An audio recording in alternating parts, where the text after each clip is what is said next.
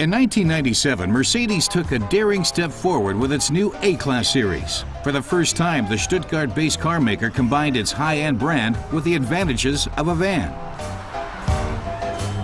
It's usually the above 40 crowd who appreciate the A-Class for its safety features and the comfortable, higher seat positioning. But younger car buyers, especially women, have also taken notice of the brilliant compact with the famous star. Women do appreciate the car, he says, but the numbers depend on which market we're talking about. In some markets, it's actually about 50-50. Italy, for example, young women in particular like this car a lot, but we see a lot of women in Germany buying it too.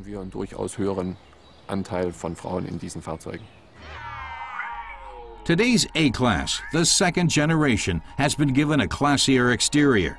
The extension of the headlamps connecting the front and side of the car give it a broader, more sweeping appearance.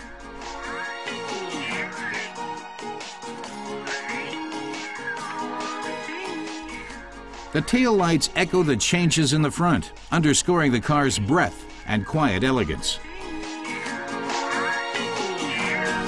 The interior has been fitted with high-quality textiles, new upholstery, and increased storage space. Technically, the A-Class has made some strong advances too. Clients really want to be able to park with ease, he says. With this in mind, we've come up with a compact at just 3.90 meters in length, which can easily slip into a 5.20 meter parking spot. The Active Park Assist is intelligent technology and an optional extra for all A-Class models. Using ultrasound, the system looks for an adequate parking spot. All the driver has to do is shift into reverse and tap the gas pedal. The car takes care of the rest. The technological advances don't just serve driver comfort. Mercedes is using them to meet today's green standards.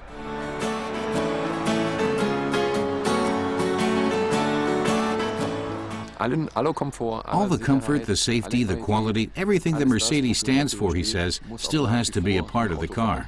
Ideally, there will be the same or even better mileage. Nevertheless, we aim to lower fuel consumption significantly, and we've achieved that with this car. The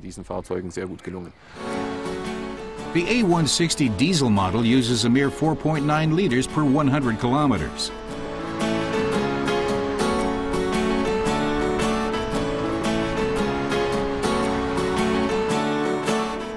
Mercedes is also offering an Eco Start-Stop function. It will turn the engine off automatically when the driver brakes and shifts down to neutral at low speeds.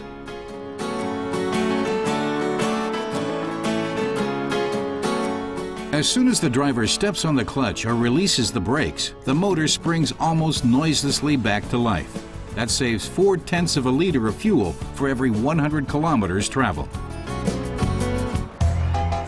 The Eco Start-Stop function will be available on select models in Germany starting this fall.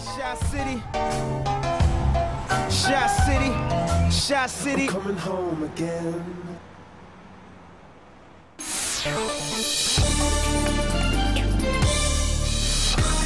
Mercedes is expanding its SUV line with a new model, the GLK. Apart from its striking new body design, the Jeep is packed with the latest in electronic monitoring systems. The GLK's road handling is what you'd expect from a Mercedes, but it's also been given a few extra tweaks for those off-road moments. The new SUV comes in both diesel and petrol versions, with the smaller 170 horsepower diesel the most fuel efficient, using 6.9 litres per 100 kilometres.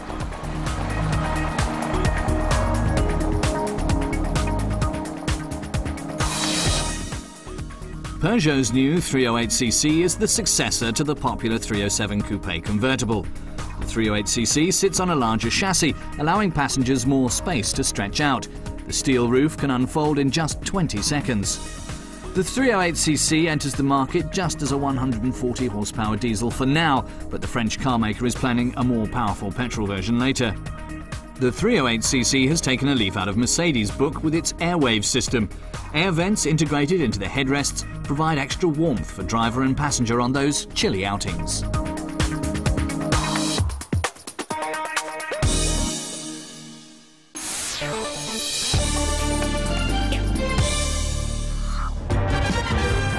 Emma Eriksson and her P1800, a car she's adored since childhood. Admittedly, it was an almost forgotten love until the journalist from Kristineholm, Sweden, wandered into a classic car dealer 5 years ago. He said, actually, I have another car standing in the garage. Would you like to see it? And I said, of course. And I said silently to myself, oh goodness gracious, I hope that is not a P1800. And he opened slowly the port to the garage, and there she was. I got tears in my eyes, and I found myself fondling the car, saying, oh, you're a beautiful car, yes you are.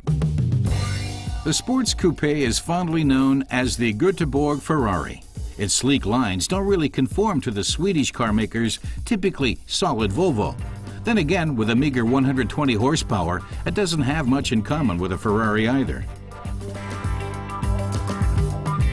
My daddy said to me that, okay, she might look like Marilyn Monroe, but remember that it's a tractor that you're driving. But still, it's fun to drive this car, and even if it's a very heavy wheel to turn, you have to have some muscles to drive it. It's fun. Certainly when you speed up and you hear the sound, it's music to my ears. In 1960, the sports car became a world star thanks to a TV series. My name is Simon Templar.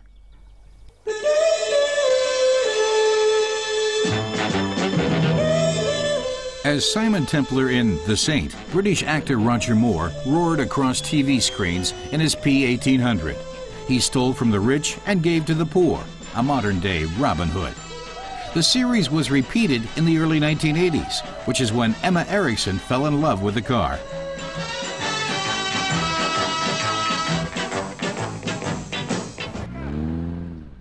For many years, she was the only person in her area to own a classic car. Since then, she's inspired her friend Maria.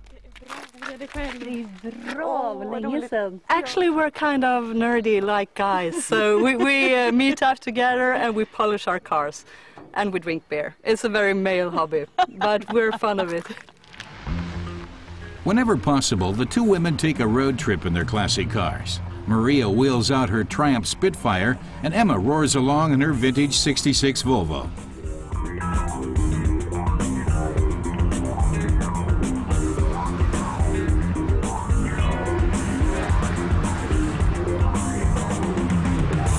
I'm a very old-fashioned, nostalgic person, and I've always been.